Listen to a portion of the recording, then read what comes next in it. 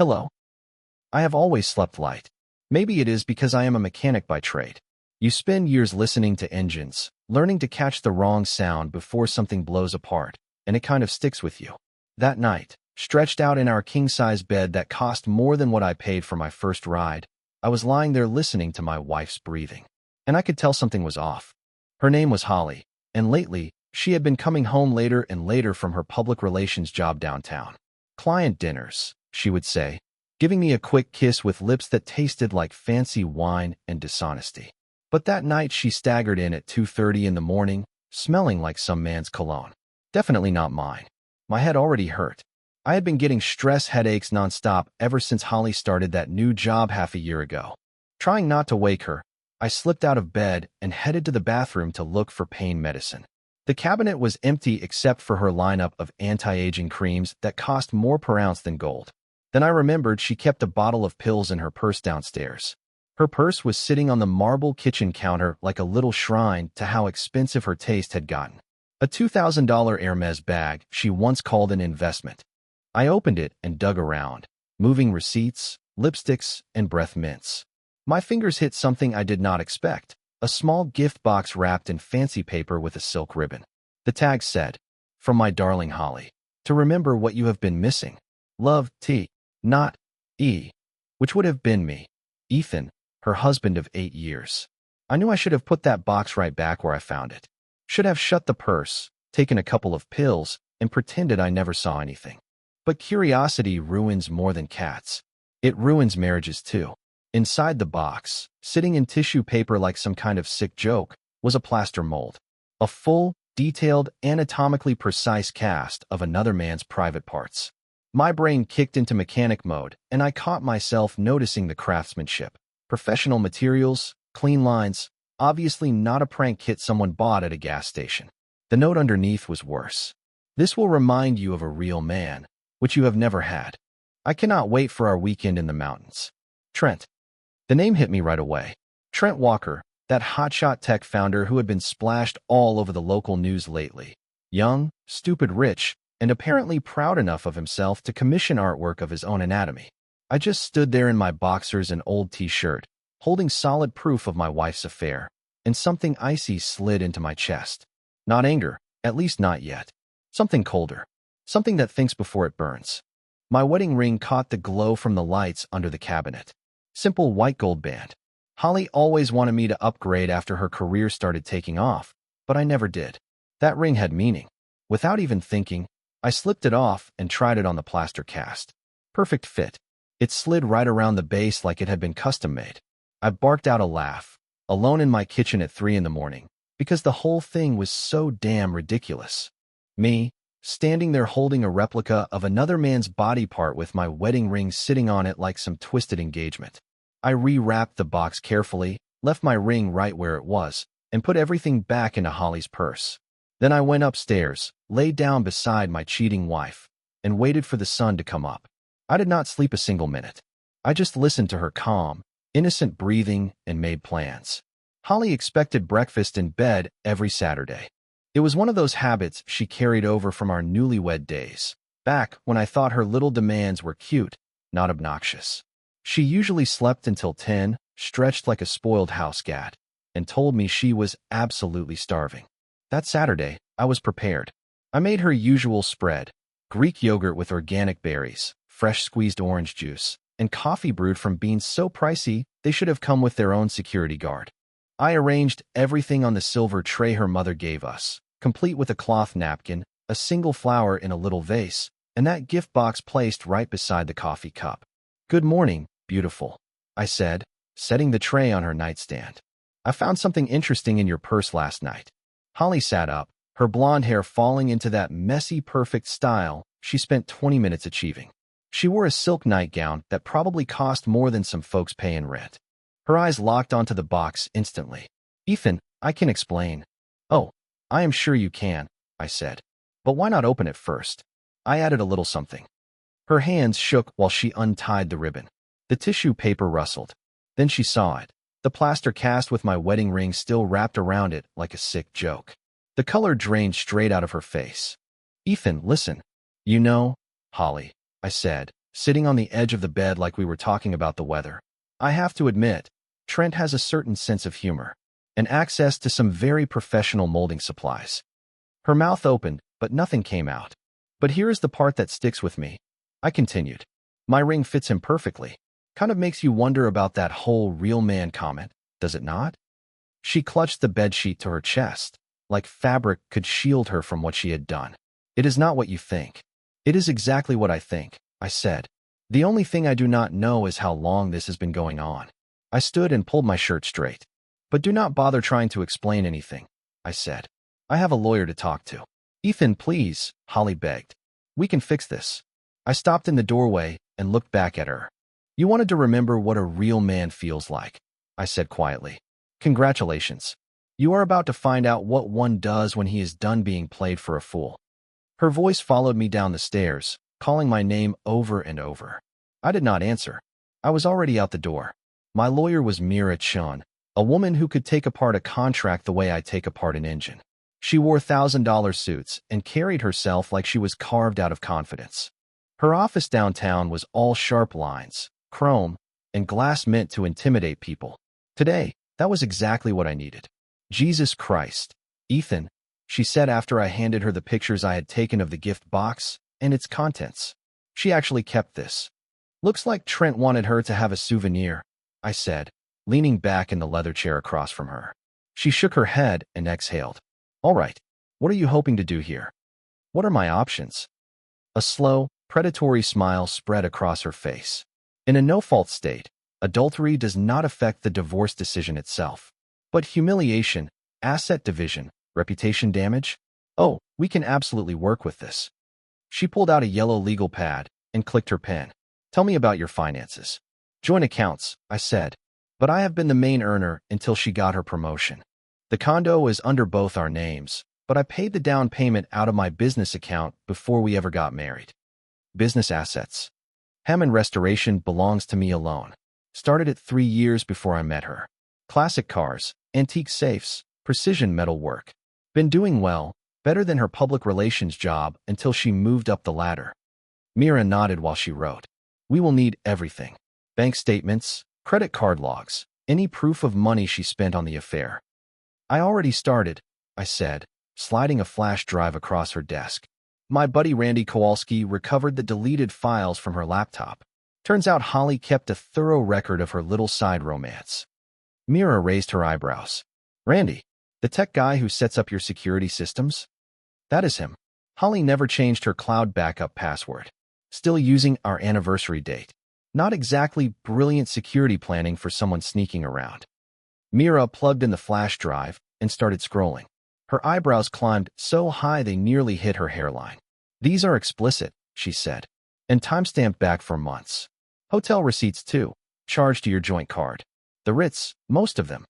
Trent likes luxury, I muttered. Mira leaned back, almost pleased. So, Ethan, I need to know, are you after a smooth, quiet divorce? Or are you wanting to make a statement? I pictured Holly that morning. The shock, the fear, the immediate switch into manipulation mode like it was her default setting. 8 years together, and her first move was to lie. What kind of statement? I asked. The kind that makes the society pages. The kind that shakes up Trent Walker's tech empire stock price. The kind that makes your wife famous for reasons she will never live down. I looked out through the giant window behind her desk at the city below. Somewhere out there, Holly was probably calling Trent, trying to figure out what to do next. They thought they were clever, subtle, untouchable. Let's make a statement, I said. The process server Mira hired was a retired cop named Murphy, built like a statue someone carved out of granite. Mira requested him specifically. You want maximum impact? He had asked during our planning. I can deliver the papers right at her office, in front of everyone. With a little extra. The extra was a poster-sized blow-up of the plaster cast, with my wedding ring still on it, mounted on foam board with a caption. Enjoy the real thing, Holly. Divorce papers enclosed.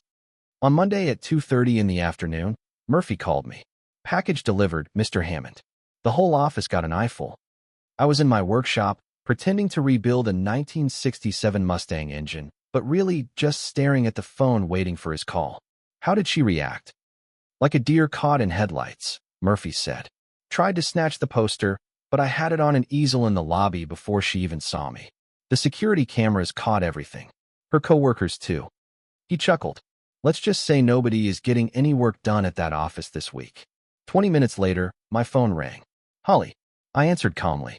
Ethan speaking. What the heck do you think you are doing? She screamed. You humiliated me in front of my entire office. My boss saw that. That thing, I said, is evidence. Evidence of your affair with Trent Walker, local tech millionaire and apparently part-time statue model. You cannot do this to me. Actually, I can, I said, and I am nowhere near finished. Silence. Then her voice softened into that manipulative tone I had grown sick of over the years. Ethan, baby, we can fix this. It was a mistake, just a moment of weakness. For months' worth of moments, I said. That is not weakness, Holly. That is a lifestyle. Please, let us talk in person. Please, we should handle this like adults. Adults do not order plaster casts of their private parts, I said. Adults do not cheat on their spouse and save photos like trophies. I hung up and went back to the Mustang. The engine was seized solid. Had not run in decades. But with the right tools, steady hands, and enough patience, even a machine that far gone could come back to life. Broken things could be rebuilt, if they deserved the effort. Holly no longer did. Some things, though, are better thrown out than repaired. Randy's electronics sat squeezed between a dry cleaner and a little Chinese restaurant that always smelled like sesame oil. From the sidewalk, the place looked like any other mom-and-pop shop fighting to survive in the digital world. But once you stepped inside, it felt more like some underground command center. Screens everywhere, wires, humming servers, like something the National Security Agency might build if they had a sense of humor. So, Randy said, swiveling in his chair as he pulled up a dozen camera feeds at once. What are we doing? Randy was built like a human coat hanger, tall, skinny, all elbows, and his fingers flew over keyboards like he was playing a complicated piano solo. I want everything on Trent Walker, I said. Where he goes, who he talks to, what he does for fun, what he hides, everything. Already started, he said. A wall of screens lit up with data. Trent Walker, 34 years old, Chief Executive Officer of Nexus Technologies. Took the company public last year. Worth about $50 million, on paper anyway. Lives in the penthouse at Meridian Tower. Drives a Tesla Model S Plaid. Likes fancy restaurants and, Randy squinted at the data, married blonde women. Plural? I asked. Yep, plural. Your wife is not his first little adventure. I found traces of at least 2 other affairs in the last 3 years. The guy has a type. Successful, married, blonde, bored. I stared at the photos Randy pulled up. Trent looked like a photo shoot version of a tech executive. Perfect hair, carefully expensive but casual clothes. That smug smile of a man who has never been told the word no. What about personal security? I asked. Protection detail? He seems like the kind of guy who would hire one. He mostly drives himself, Randy said. But he has a guy named Mikhail Petrov for special situations. Ex-military. Works as a driver, bodyguard, fixer. Fixer, I repeated. Yeah. One of those guys who makes problems disappear. No violent record, but he has connections in some places that normal folks do not want to visit. I let that sink in while Randy kept digging. Trent's day-to-day schedule appeared, his favorite bars, the gyms he visited, the business people he met with. For a man who thought he was untouchable, he lived his life out in the open. There is something else, Randy said, pulling up another screen. Your wife has been busy. I felt my shoulders tense. How busy? She is not just cheating, he said. She has been planning to leave. Completely. The documents on the screen made my stomach drop. Holly's name on bank applications. Credit card forms I had never seen. A lease application for an apartment downtown. She has been shifting money around, Randy said. Small amounts. Nothing big enough to set off alarms, but it adds up. $15,000 in the last 2 months. Our money, I said. Your money, Randy corrected gently. She used the joint accounts. I sat back in the extra chair against the wall, feeling the betrayal settle in my gut like a hammer. It was not just the affair. It was a whole escape plan. A quiet theft of the life we built. Randy, I said finally, I need you to do something for me. And it might not exactly be legal. He grinned like a kid handed fireworks. Those are the fun jobs. Meridian Tower's parking garage looked like a high-end car show, luxury vehicles everywhere, the kind of rides that cost more than most folks' mortgages. Trent's black Model S Plaid sat in a prime reserved spot near the elevator, gleaming like a polished mirror under the fluorescent lights. I had been waiting about 20 minutes when he finally appeared, nose buried in his phone. Up close, he was shorter than the photos made him look, 5'8", maybe. Expensive shoes, tailored jacket, that same arrogant posture. "Trent Walker," I said. He stiffened and looked up. "Do I know you?" "I am Ethan Hammond, Holly's husband." His face ran through a whole slideshow. Surprise, calculation, then that smirk that made me want to flatten him. "Oh, the mechanic," he said. "Restoration specialist," I corrected. "I fix things that are broken, sometimes permanently." I watched his right hand drift toward his pocket, toward his phone, probably reaching for his fixer. "I would not," I said, stepping closer. "This is just a talk. Between gentlemen." He swallowed. "What do you want?" "I want clarity." I folded my arms. "I found your little present for my wife. The plaster cast. Very artistic. Shows you put real effort into your hobbies." His confidence flickered. "Look, whatever Holly told you. She documented everything beautifully." I cut in. "Pictures, receipts, love notes. Real thorough." I pulled out my phone and showed him one of the photos Randy recovered. Trent and Holly in a hotel suite I had never seen. Her in lingerie I had certainly never seen. "Nice composition," I said. "Good use of lighting. If the tech world ever gets tired of you, you could try photography." "What do you want?" he repeated, voice smaller now. "I want you to understand consequences," I said quietly. "You picked the wrong marriage to screw with. Some guys just file the papers and move on. I am not some guys." I walked slowly around his car, running my hand lightly along the glossy paint. "Beautiful machine," I said. "Carbon fiber body, ceramic brakes, 0 to 60 in under 2 seconds. Probably worth more than my yearly income." "Do not touch the car," he snapped. "Relax. I am admiring quality work." I looked him in the eyes, which is why I am curious. That plaster cast was professional-grade craftsmanship. Where did you learn how to do something like that? His face went red. "You are insane." "Maybe," I said, "but I am very good at fixing what is broken. And sometimes that means restoration." I stepped closer, lowering my voice. "And sometimes it means making sure certain things never get put back together again. Sometimes fixing a mess requires a total replacement, not a repair." I reached into my pocket and pulled out a small plastic bag. Inside was a pinch of gray metal shavings. "You know what these are?" I asked. He stared at the bag. "Aluminum filings. Straight from a Tesla body panel. It is incredible how much value a few well-placed scratches can strip off a car like yours." "Of course," I added, "that would be vandalism. And I am a law-abiding citizen." "Are you threatening me?" he asked, voice tight. "I am educating you," I said. "About consequences. About what happens when a man messes with something that was never his to take." The elevator dinged behind Trent, and a man stepped out. He matched Randy's description perfectly. Thick shoulders, a broken nose, and the kind of quiet, heavy presence that comes from a life spent in professional violence. "Is there a problem, Mr. Walker?" he asked. "No problem," I said before Trent could open his mouth. "Just having a friendly chat about hobbies. Plaster casting, automotive restoration, that kind of stuff." The man's eyes narrowed, sizing me up, but I was already walking toward the stairwell. "Pleasure meeting you, Trent," I said over my shoulder. "Give my regards to Holly." 3 days later, the legal paperwork hit Trent, not as a named defendant, but as a subpoena for documents tied to gifts and financial support provided to Mrs. Holly Hammond during the period of alleged adultery. Mira crafted it like a masterpiece, perfectly legal, deeply humiliating, and guaranteed to drag Nexus Technologies into the spotlight in the worst way possible. "His lawyers are already calling," she said the next morning as we sat in her office. "They want to settle." "What kind of settlement?" I asked. "The expensive kind," she said. "A lot of zeros. Mr. Walker seems to value his privacy." I drank my coffee and looked out the window. The city went on like normal, completely unaware of the little war happening in conference rooms and court hearings. "What about Holly?" I asked. "She hired Davidson, Klein, and Associates. Very pricey firm. Interesting choice for someone who claims to be broke." "She is not paying for that," I said. "Trent is." That is my assumption, Mira replied. And if he is covering her defense, it means they are coordinating, which means they are worried. My phone buzzed. A message from Randy. Check the news. I pulled up the local business journal. The headline made me grin.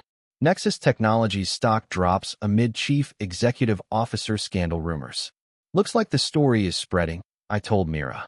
She glanced at the article and smirked. Social media is useful. Rumors flood the internet fast, especially if there are pictures to back them up. You did not leak anything, right? I said. Of course not, she said. That would be unethical. But I cannot control what my paralegal does on her personal accounts after work. I had to admire her style. Everything technically legal. Everything technically deniable. Everything devastating. My phone rang. Holly's number. I answered. Ethan, you need to stop, she said. Trent's company is falling apart. That is unfortunate, I said. Maybe he should have thought about that before collecting married women like trophies. This is not just about him anymore, she cried. His employees, his investors, innocent people are being hurt. Oh, I said, kind of like how I felt when I found another man's anatomy in my wife's purse. That is different. No, I said simply. It is not. Ethan, please. If you ever loved me. I did love you, I said. Past tense. That died when you decided to document your affair like a teenager showing off her new boyfriend. I hung up and turned back to Mira. What is our next move? Her smile was sharp enough to cut steel. We go public. The press conference was Mira's idea, and as much as I hated to admit it, it was brilliant. We held it on the courthouse steps with the city skyline behind us. Reporters crowded around, local news crews, business journalists, and even some online gossip bloggers who lived for this sort of thing. Ladies and gentlemen, Mira began. My client, Ethan Hammond, is here to address the malicious rumors and character attacks spread about him by certain parties who will remain unnamed. I stepped forward to the microphones, wearing my best suit and a calm expression that came from knowing the truth, and all the proof was on my side. 3 weeks ago, I said, I discovered that my wife of 8 years was having an affair. My first clue came in the form of a very unusual gift, a plaster cast of her lover's anatomy, complete with a note calling me not a real man. The crowd erupted with camera clicks and whispers. This was exactly the kind of spectacle they wanted. I could have stayed silent, I continued, filed for divorce and moved on. But when I discovered the affair had lasted for months, when I found out my wife had been moving our joint money into secret accounts, and when I learned her lover used corporate resources to support their relationship, I realized that sunlight is the best disinfectant. I pulled out a folder filled with documents. These are bank statements, credit card logs, hotel receipts, and photographs, every one of them obtained legally in the discovery phase of my divorce. They show a pattern of financial deception far beyond simple adultery. A reporter shouted, Mr. Hammond, are you naming Trent Walker as your wife's lover? I am not naming anyone, I said clearly. I paused, letting the cameras click and the microphones record every word. And I do not need to. The documents speak for themselves, I said into the microphones. But I will add this. When a man uses his corporate credit card to pay for hotel rooms for an affair, when he uses his company's resources to chase married women, and when he tries to intimidate the wrong husband, that man has shown a pattern that shareholders and business partners deserve to know about. More questions flew at me. More cameras flashed. I answered everything calmly, sticking to the truth. The evidence told the story better than I ever could. The moment that sealed it was when a reporter yelled, Mr. Hammond, what did you do with the plaster cast? I donated it to the Museum of Broken Relationships in Los Angeles, I said, along with my wedding ring, which fit it perfectly. I thought the world deserved to keep this artifact of modern infidelity for academic study. The crowd erupted into laughter. Cameras clicked so fast it sounded like rain. After the press conference, Mira and I sat in her office watching the coverage. Every news station in the city led with our story. Social media blew up like a fireworks show. Nexus Technologies' stock price was falling faster than a dropped wrench. Think they got the message? Mira asked. I smiled. I think we are just warming up. The settlement offer arrived 48 hours later. Trent's lawyers, Holly's lawyers, and an entire corporate legal team I had never heard of crowded into Mira's conference room like survivors from a shipwreck. The number on the settlement sheet nearly made me choke. 8 figures. More zeros than I ever expected to see outside a bank vault. Mr. Walker is prepared to be extremely generous, the lead corporate attorney said. A woman so cold she looked like she had been sculpted out of frost. In exchange for a complete retraction, a full confidentiality agreement, and the return of all photographic material. I pretended to think it over while Mira flipped through the papers. Silence stretched until the room felt like it was holding its breath. It is generous, I said at last. But it is missing something. And what would that be? The attorney asked. An apology, I said. A real one. Public. On camera. The lawyers exchanged glances like I had spoken in another language. Mr. Hammond, one said, our client is prepared to offer a substantial financial gesture. I am not after his money, I said. I want him to stand in front of the cameras and apologize, to me, to his workers, to his investors, to everyone he dragged down because he could not keep his private parts in his pants. That will never happen, the ice-cold attorney said. Then we have no deal. I stood. Mira rose beside me. Ladies and gentlemen, she said, thank you for your time. But my client is not interested in hush money. He is interested in justice. Holly's lawyer finally spoke. Mr. Hammond, my client is prepared to waive all claims to marital assets in exchange for your discretion. I looked at him like he had suggested I sell my truck. Your client already waived her claims the moment she filmed her affair like it was a photo shoot.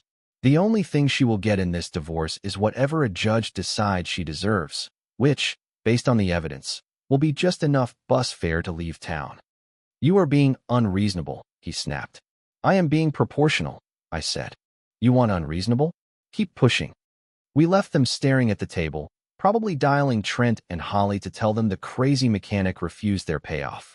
They will try other angles, Mira warned as we walked to the elevator. Let them, I said. I have more ammunition. What ammunition? I smiled. Randy has been busy. The last piece of evidence arrived Thursday morning, hand-delivered by Randy, who grinned like a kid showing off a science fair project. Remember how Trent has a type, married blondes? He said, opening a folder. I found more. He laid photo after photo across my workbench, like dealing cards at a high-stakes table. Different women, different hotels. The same pattern, the same predatory behavior. How many? I asked quietly. 7 that I can confirm, Randy said. Going back 3 years. All married. All connected to him through business. All tossed aside when he got bored. I studied the faces. Successful women. Accomplished professionals. All lured in by Trent's charm and money. All betrayed. There is something else, Randy said. Remember Mikhail, the fixer? Yeah. Well, he has been cleaning up more than just romantic drama. Tax problems. Regulatory issues. A few workplace behavior complaints that vanished like magic. How did you find this? Mikhail keeps detailed records, Randy said. And he is nowhere near as good with cybersecurity as he thinks. I looked at the mountain of evidence. Enough to detonate Trent Walker's entire life. Enough to turn him from a tech darling into a cautionary tale about arrogance and abuse of power. Randy, I said, you beautiful bastard. So, he asked, what is the play? I gathered the photos. The nuclear option was tempting, but there is a time to swing a sledgehammer and a time to simply show it. Sometimes the threat carries more weight than the blow. Set up a meeting, I said. Trent, Mikhail, and me. Somewhere public. Somewhere with good acoustics. Are you sure?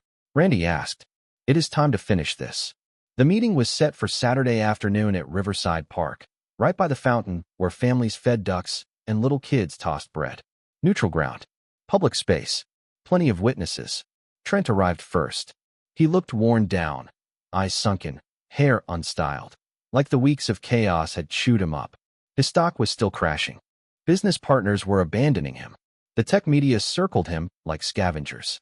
Mikhail stood beside him, alert, tense, dangerous, but limited by all the strollers and families around us. Mr. Hammond, Trent said as I approached. I nodded once. It was time. I hope you came ready to be reasonable, Trent said. I am always reasonable, I replied. The real question is whether you are finally ready to be honest. I sat on a park bench across from them, relaxed, arms resting on my knees. A jogger went by. A mother pushed a stroller. Kids threw bread at ducks. Everyday life kept moving while the three of us discussed the fate of a man's reputation. I know about the others, I said. Color drained from Trent's face. What others? Jennifer Morrison, marketing executive out of Portland. Sarah Chun, architect from Seattle. Lisa Rodriguez, attorney from Phoenix. Want me to keep going? Mikhail shifted beside him, his hand drifting toward his jacket. His whole posture tightened. I lifted one finger. I would not do that. This area is full of people. Everything is being recorded. You are bluffing, Trent said. I took out my phone, tapped play, and let a short audio clip speak for me. Trent's own voice came out loud and clear, him bragging about his collection of married conquests while talking with someone who sounded a lot like Mikhail. 7 women, Trent, I said quietly. 7 marriages you wrecked because you get some thrill out of taking things that are not yours. Holly was just the latest one you added to the shelf. Trent swallowed. What do you want? I want you gone, I said. Resign from Nexus. Sell your stock. Leave this city. And take your fixer with you. That is ridiculous, he whispered. I built that company. You build it on manipulation and predatory habits, I said. Time to pay the bill. Mikhail stepped forward slightly. Mr. Hammond, you are making a mistake. The only mistake I made, I said, was waiting as long as I did. But I learned fast.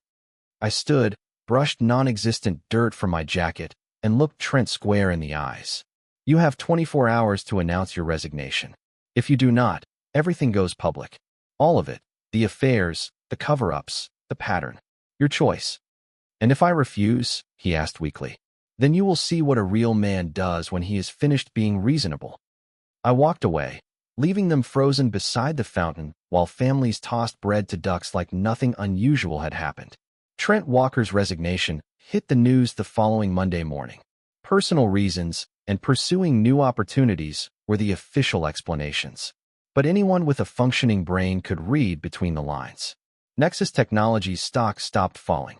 Investors calmed down. The toxic leadership was gone, and everyone knew exactly why. Holly's divorce case moved fast after that. Without Trent's money, her expensive legal team vanished like smoke. She accepted a settlement that left her with just enough to restart her life, far away from a city where everyone knew her story. I kept the condo. I kept the cat. I kept my dignity. Most of all, I kept my sense of justice, clean and satisfied. The last face-to-face came on a Tuesday night. Holly showed up at my door looking older than her 32 years, stress carved around her eyes, makeup doing nothing to hide what life had done to her. Can I come in? She asked softly. I do not think that is a good idea, I said. Please, Ethan. 5 minutes. Against my better judgment, I stepped aside. She walked through what used to be our living room like someone visiting a burned-down childhood home. I wanted to apologize, she said. For everything. The affair. The lies. The money I moved. All of it. Apology noted. That is all you have to say? She asked. I looked at her. The woman I once imagined a whole life with. The woman I thought I would grow old beside. The anger was gone. What replaced it was something colder, something final. What exactly were you expecting, Holly? Forgiveness? A reunion? Tears? I expected something human, she said quietly. You lost my humanity, I replied, when you recorded your betrayal like it was a diary. When you planned to empty our accounts and vanish. When you brought another man's anatomy into my house. She winced as if I had struck her. It was a mistake. It was a choice, I said. A long chain of choices you made with full understanding of their consequences. You gambled that I would be too passive, too weak, what did your boyfriend call me? Not a real man. But you misjudged me. I took a breath. I proved that actions have consequences. Betrayal has a cost. And some things, once broken, stay broken. She stood there a moment longer, searching my face for some crack in the wall. Some echo of the man who once brought her breakfast in bed. There was nothing left for her there.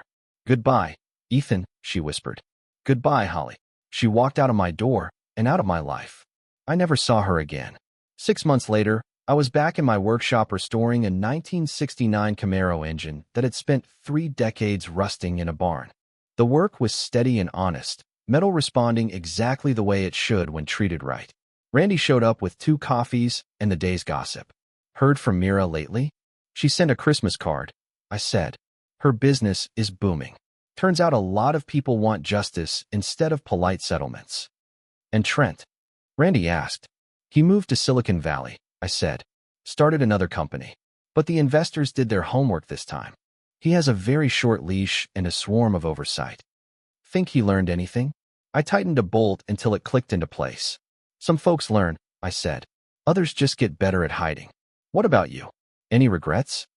I wiped grease from my hands and thought about that.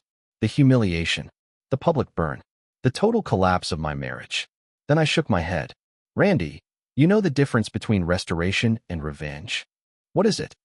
Restoration is bringing something back to what it used to be. Revenge is making damn sure certain things stay broken. I looked around my shop, tools lined up, projects waiting, honest work everywhere. This was my life now. Simpler, cleaner, no lies, no manipulation, no plaster cast surprises, no regrets. The Camaro engine roared to life on the first try, purring smooth and steady. Some things, when you rebuild them right, work exactly how they should. Justice is like that. It takes patience. It takes the right tools. And it takes absolute attention to detail. When everything lines up the way it is supposed to, the results are beautiful. My phone buzzed. A text from an unknown number. Mr. Hammond, I got your name from a friend. My husband is cheating and I need help. Are you available? I smiled. I typed back. Do you want to meet? Because everyone deserves justice. And I had gotten very, very good at delivering it. Bye.